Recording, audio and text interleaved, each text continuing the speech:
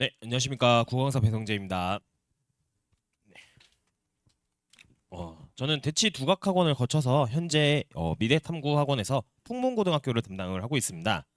어머니들 설명회가 굉장히 길어져가지고 많이 힘드실 텐데 제가 최대한 압축적으로 빨리 끝내도록 하겠습니다.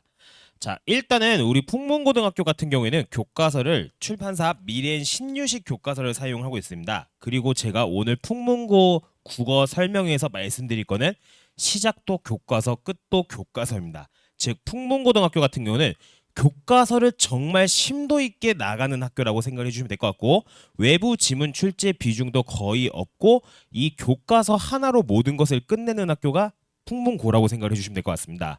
참고로 이 미래행 교과서 같은 경우에는 인근 지역의 대부분의 학교들이 많이 사용하고 있는 교과서고, 자료를 구하는 것이 그렇게 어렵진 않지만 앞서 말씀드렸다시피 풍문고 같은 경우는 이 미래행 교과서를 정말 심도 있게 다루고 있기 때문에 풍문고에 맞는 문제들을 조금 구하는 것은 힘든 학교라고 생각해 주시면 될 것 같습니다. 그래서 제가 그거에 맞는 자료집도 다 제공을 할 예정입니다.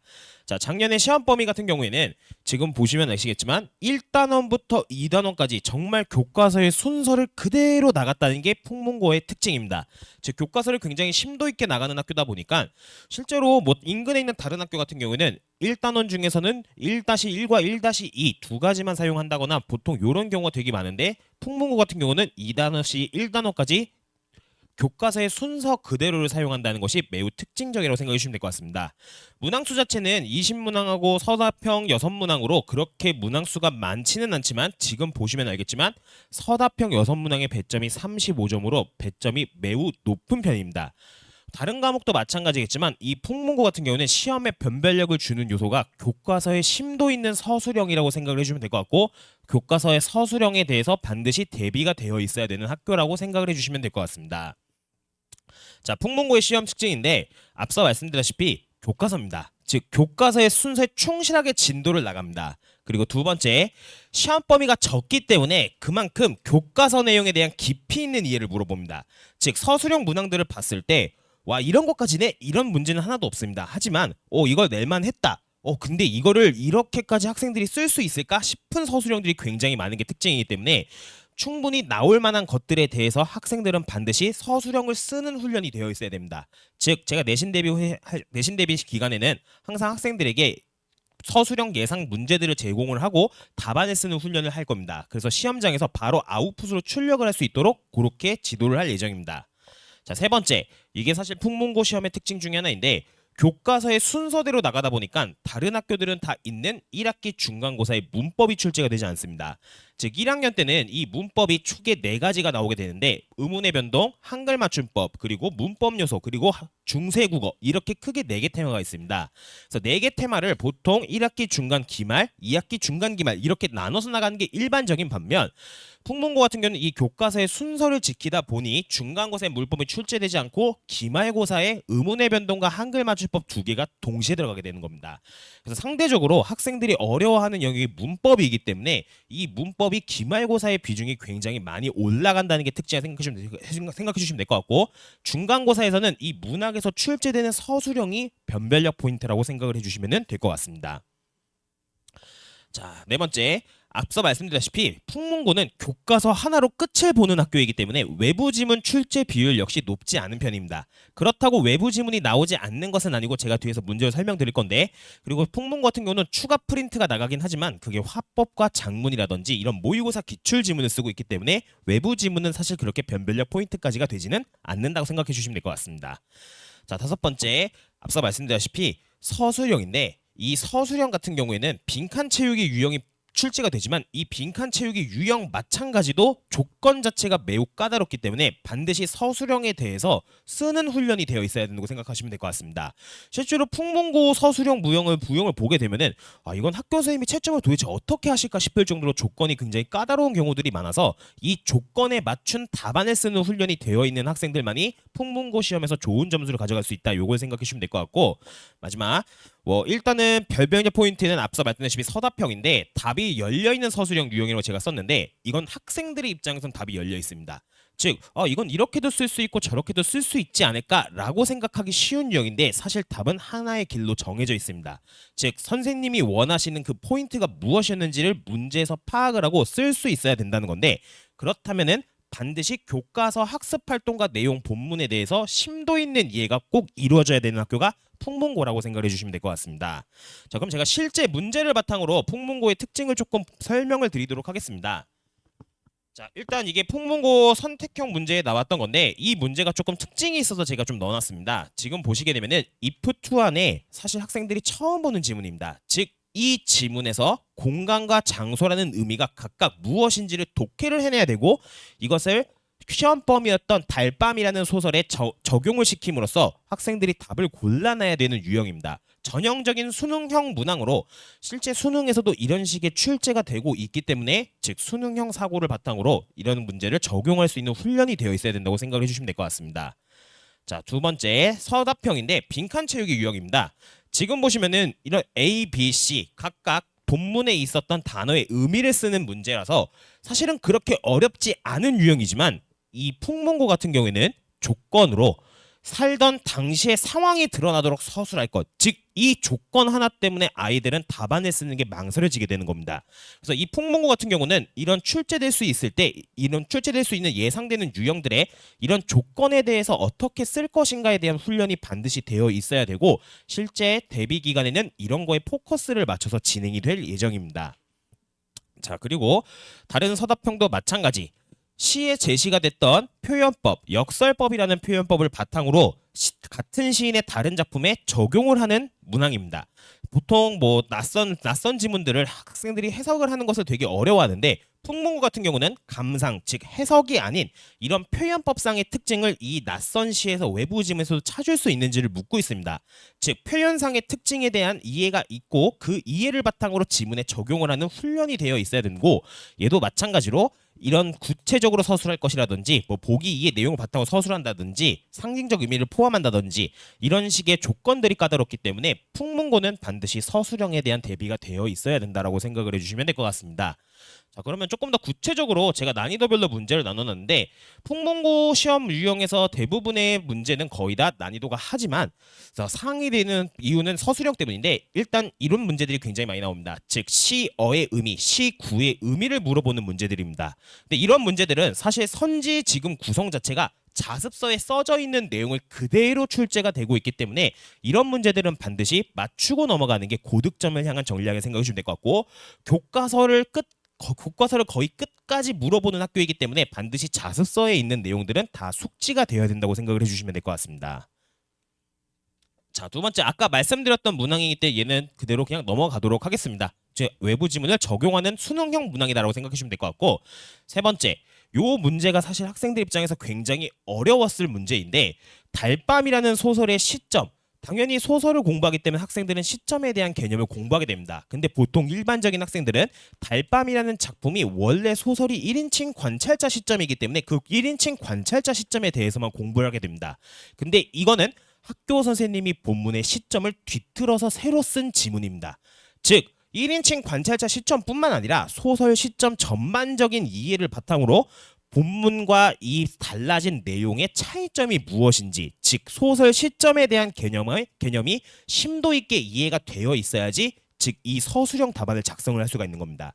즉 풍문고가 교과서를 끝까지 물어본다는 것은 교과서에 나온 개념만 외우는 게 아니라 그 개념에서 파생되는 모든 개념까지를 다 이해를 해야 되기 때문에 시험 범위가 적지만 굉장히 심도 있게 나가도 충분히 시험이 변별되는 이유는 이런 문제 유형 때문이라고 생각해 주시면 될 것 같습니다. 따라서 풍문고는 이런 문제 유형이 사실 뭐 그동안 내신 기출문제에 어느 정도 나왔던 유형이지만 이걸 서술형으로 냈던 적은 사실 거의 없는 유형이기 때문에 이런 문제 유형에 대해서 충분히 훈련이 되어 있는 학생만이 답을 작성을 해줄 수 있다. 이렇게 생각을 해주시면 될 것 같습니다. 자, 그럼 풍문고 고득점 전략인데 앞서 제가 간조드렸다시피 풍문고는 무조건 교과서 내용의 완벽한 숙지입니다. 제가 실제 이따 교재 만드는 방식도 보여드릴 건데 이 교재 내용이 거의 학교 선생님 필기와 교사용 지도서 내용을 기반으로 제가 작성을 하고 있습니다. 즉 이 교과서 내용에서 무조건 시험 문제가 출제가 되기 때문에 이런 교과서 내용에 대해서는 반드시 완벽한 숙지가 되어 있어야 됩니다. 자, 그리고 두 번째 서술형 대비입니다. 사실 학생들이 이제 서술형 쓰는 것 자체에 대해서 되게 어려워하는 학생들이 많기 때문에 즉 이 서술형 제가 예상되는 문제들을 최대한 많이 제공을 할 거고 실제 쓰는 거와 바탕으로 제가 조건에 대해서 어떤 부분에서 감점이 될 수 있는지 학생들을 1대1로 제가 피드백을 해줄 겁니다. 그래서 이런 시간 관리를 위해서 평소 서술형에 대해서 바로 시험장에서 쓸 수 있도록 제가 훈련을 할 예정입니다. 자, 세 번째, 다양한 문제풀이 및 오답 정리인데 중간고사에서는 문법이 출제가 되지 않았지만 기말고사부터 문법이 출제될 때는 문법의 난이도가 굉장히 천차만별로 다양하게 출제가 됩니다. 풍문고도 마찬가지 EBS나 모의고사 기출 문제들을 변형한 문법 문제들이 많이 출제가 되기 때문에 자습서나 평가 문제집에 실려있는 기본 문제부터 EBS나 모의고사의 고난이도의 문제까지 다양한 유형의 문제를 평소 접해보는 것이 되게 중요한 학교 중에 하나라고 생각을 해주시면 될 것 같습니다. 자, 그리고 네 번째, 이런 평가, 이런 문제들, 또 풍문고 시험에서 출제되는 선지들에 있는 모든 용어들은 수능 시험에도 그대로 출제가 되는 용어입니다. 즉, 이런 수능 용어들을 대비를 함으로써 즉 내신에서 수능까지 같이 가져갈 수 있도록 그 내신과 수능을 분리해서 생각하지 않고 같이 가는 거라고 생각을 해주시면 될 것 같습니다. 자, 그리고 제가 살짝 수업 예시를 조금 보여드리려고 하는데 아마 어머님들도 설명회를 많이 다니시다 보면은 수능형이다 이런 말을 정말 많이 들으실 텐데 제가 문법에서 어떤 것이 수능형인지를 살짝 맛보기를 좀 보여드리려고 합니다. 자, 이 상대 높임이라는 이 개념 자체가 학생들이 이제 2학년 첫 중간고사에 1학년 2학기 첫 중간고사에서 만나게 될 시험법인데 사실 학생들의 대부분은 이 표에 있는 어미 30개를 다 외워야 됩니다. 근데 저 같은 경우에는 이런 문법에서 이해를 바탕으로 푸는 걸 굉장히 강조하는데 자, 실제로 문법에서 무엇인가가 구분이 될 때는 항상 그 구분시키는 기준이 무엇인가가 되게 중요합니다. 격식체 같은 경우에는 공식적인 장소, 즉 직장 혹은 학교, 비격식체 같은 경우에는 비공식적인 장소, 가족이나 친구에서 쓰는 거고 그 안에서 다시 하십시오체, 하오체, 하계체, 헤라체를 나누는 기준은 높임의 등급을 2번 높였냐, 1번 높였냐, 1번 낮췄냐, 2번 낮췄냐가 기준인 겁니다. 이 기준을 이해한 학생들은 이 표를 외우지 않더라도 이 값이다라는 체가 하오체라는 걸 알 수 있습니다. 제가 학생들한테 이렇게 설명합니다. 아까 격식체 같은 경우 직장이라고 했으니까 나의 기준으로는 원장님. 생각해봐. 내가 원장님한테 가서 원장님 퇴근합시다 하면 어떻게 되겠니? 그날이 나의 마지막 퇴근이 되지 않겠니? 즉 원장님 입장에선 2번 높여줘야 되는데 지금 몇 번 높여줬어? 1번 높여줬으니까 기분이 나쁜 거야. 따라서 이 비읍시다는 논리적으로 하오체가 될 수밖에 없는 거. 즉 이런 식의 기준을 이해한 학생들은 이런 표에 대한 암기가 아니라 순수하게 이해만으로도 문제를 풀 수 있기 때문에 저는 이런 식의 수업을 하도록 할 겁니다. 그리고 실제 수업에서는 왜 이 비읍시다가 시험에 많이 출제할 수밖에 없는지 그리고 특히 요 니, 가, 니라는 이 헤라체의 의문형 어미가 왜 많이 출제될 수밖에 없는지 이런 기본적인 출제 원리에 대해서도 수업에 동시에 녹여내면서 설명을 할 예정입니다. 학생들 입장에서는 사실 문법에 대해서 중학교 때 계속 꾸준하게 암기로만 접근을 해왔기 때문에 이런 수능적인 문항에 대해서는 대비를 하기 위해서는 반드시 이해가 되어 있어야 된다고 생각을 해주시면 될 것 같습니다.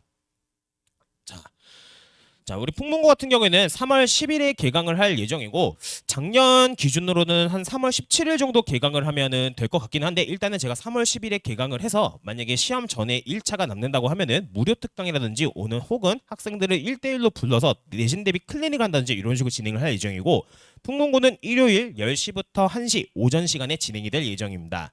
자, 내신은 6주에다가 총 직전 대비 7회로 구성이 될 예정이고 그리고 저는 학교별로 맞춤 제작 교재를 사용을 합니다. 뭐 시중 교재를 사용하기보다는 제가 풍문고 경향을 반영한 풍문고만의 자체 제작 교재로 수업을 진행을 할 예정입니다.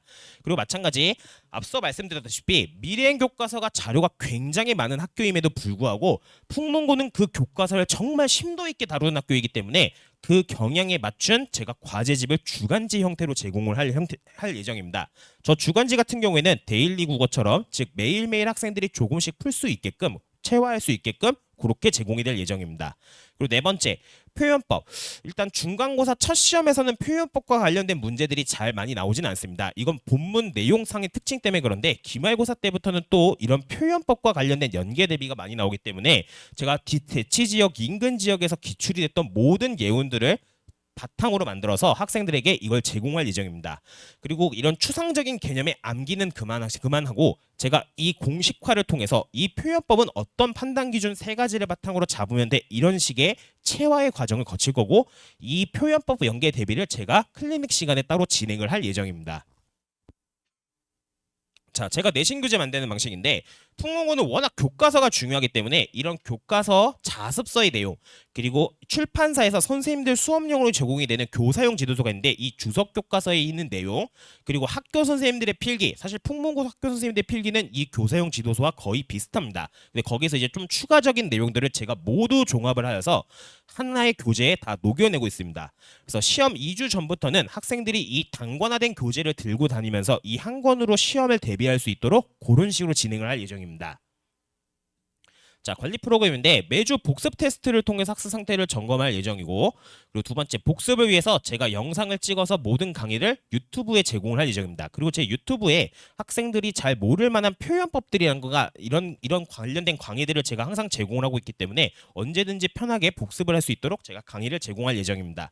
그리고 세 번째, 저는 클리닉을 제가 직접 관리할 겁니다. 그리고 이 클리닉 같은 경우에는 학생을 제가 최대 많으면 2명까지로 인원을 제한을 둘 건데 이 클리닉은 제가 수업을 하는 것이 아닌 학생이 복습해온 내용을 저한테 직접 설명하는 클리닉으로 진행할 예정입니다.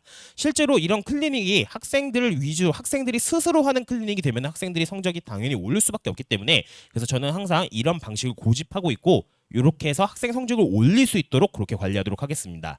그리고 항상 이런 과제형 테스트 결과는 제가 항상 어머님들한테 문자로 발송을 해드리고 있고 그리고 시험 이후에는 제가 학생들하고 피드백을 해서 그 시험과 학생이 어떤 부분이 부족을 했었는지 포트폴리오를 만들어서 어머님들에게 개별 성적표 형식으로 배부를 해드릴 예정입니다.